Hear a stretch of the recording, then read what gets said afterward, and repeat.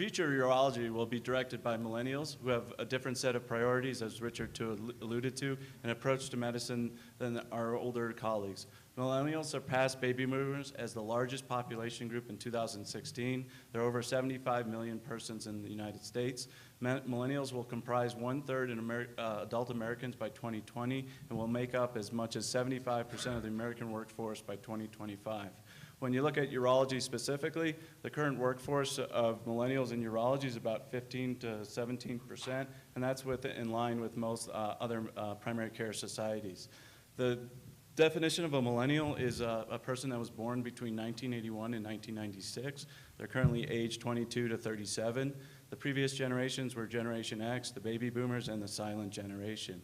A generation gets defined by key life events during their formative years, and millennials came to be because they were the first digital natives. And this is a concept you'll hear me talk about, is millennials were the first generation that were born with cell phones. They're the first generation that had iPhones, social media, iPads, and you can go on and on. So that's a significant difference than from previous generations. And during their formative years, they witnessed significant tragedies, 9/11, school mass shootings, and they also witnessed significant economic hardships. There were low employment rates, the foreclosure crisis. A generation's attitudes, values, and beliefs were developed during these life events in their formative years. Also, millennials were parented much different than previous generation. The helicopter parent was coined. This is how millennials were raised. Millennials after school didn't go out and play. They went from soccer practice to band practice to tutoring, and everything was scheduled. It's also the trophy generation. Trophies were given out for participation, not necessarily the winner or the loser. Car seats and hand sanitizers also became widely prevalent. That being said, the classic millennial traits of a millennial physician is digital native, which I just spoke about, what Richard talked about, is they value work-life balance, they have less reverence for authority, and they're extremely diverse. They're diverse in gender, ethnicity, income background, and their parental marriage status. With that being said, the older generation of physicians perceived millennials as lazy, always on the phone, narcissistic, festooned with trophies, entitled, need to be handheld, disloyal, and having authority issues.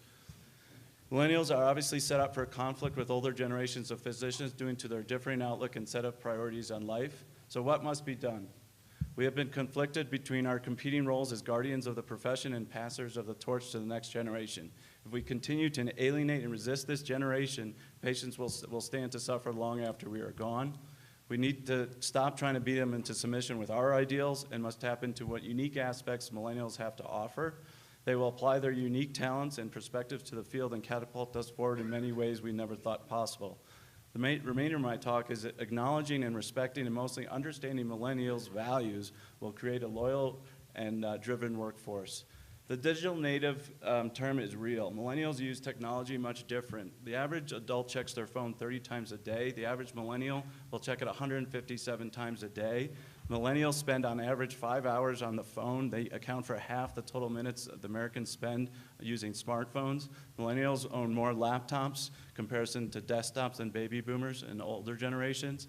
Almost 40% of millennials claim they interact more with their smartphone than they do with their parents, partners, friends, children, or coworkers.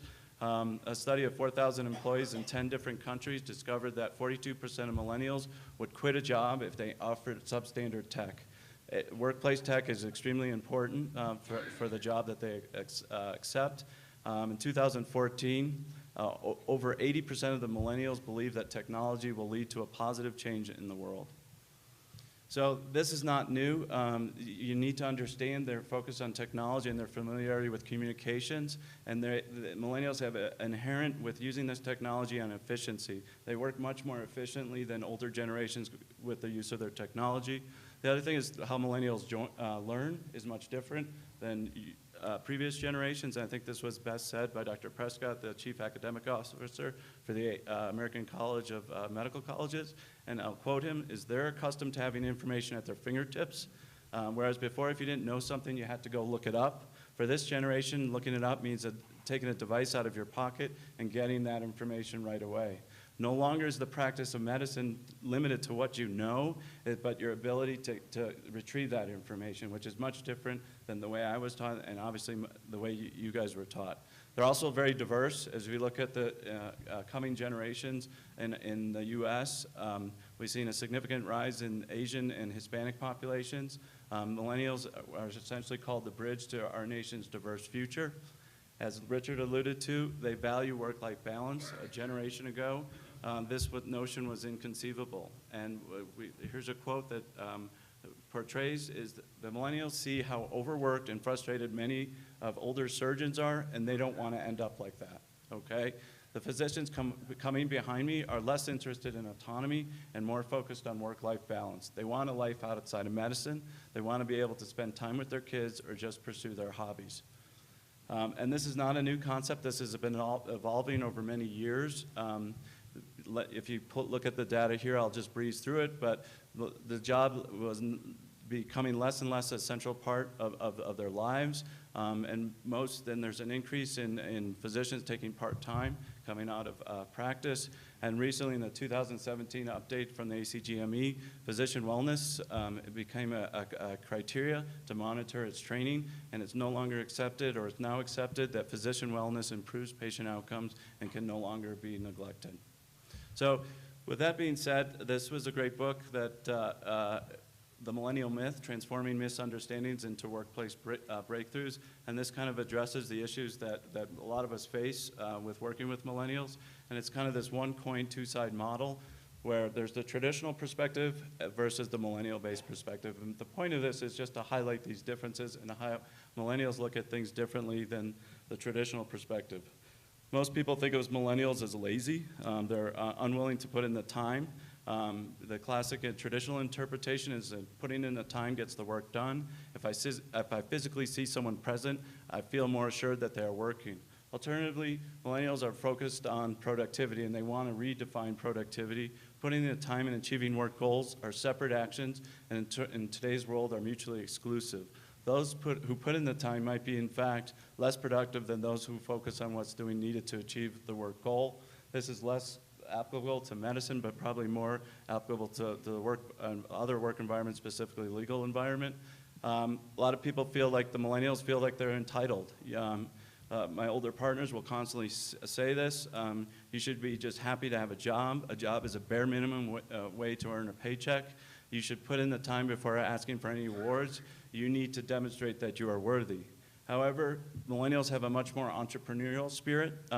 They will take jobs with lower pay because experiences don't grow. The job doesn't grow them, but the life experiences will allow them to grow. Jobs are only one way to earn income. Having a job is not a special privileges. And a lot going back to their formative years, they saw how their parents were treated by large companies or other companies, and they don't care about their employees, and that's been carried through in these generations. The other constant thing is that you hear that millennials require hand-holding. They're the trophy generation. They want praise for even the smallest things. I shouldn't have to give them all the answers to everything is the traditional perspective, when in reality is millennials want agility. Feedback is another form of learning and is not always related to performance. Millennials feel that they can learn much faster if they're given feedback, not necessarily on performance. That's how they were trained, that's how they were taught, and I think it's important when you apply it in your departments or within your practices, they want feedback. And then the authority problem comes up frequently. We have this issue in our group. They're disrespectful, they lack a sense of decorum. There are some things you just don't do. There is a hierarchy or chain of command that should be respected. I shouldn't have to prove myself to a younger person. In fact, I should be not challenged at all. When in reality, a real leader should recognize that the source of the challenge does not matter, young, old, male, or female. Everybody has something to teach someone else. We should all be respected and bring diverse thoughts and ideas to the table. Transparent, collaborative leaders are the best. This notion of this is how we do it is an automatic trigger for disengagement from the millennial. So with that being said, with my closing, millennials have significant potential. The negativity to attach to them is probably misguided. They grew up learning how to use new devices, gadgets, and are not intimidated by learning new things. They are not afraid of change, but rather embrace it. They are well positioned to make great contributions to urology, not just in clinical care, but perhaps most profoundly in research and technological side, mostly due to their aptitude with technology and innate desire for efficiency. They are much more less formal in their approach to doctoring compared to prior generations. This will break down traditional barriers between physicians and patients and most likely lead to better care. So in summary, acknowledging, respecting, and understanding millennials will create a loyal and a driven workforce, but beyond trying to beat them into submission with our ideals, we must tap into what unique aspects millennials have to offer. They will apply their talents and perspectives to the field and catapult us forward in ways that we cannot even imagine. Thank you very much.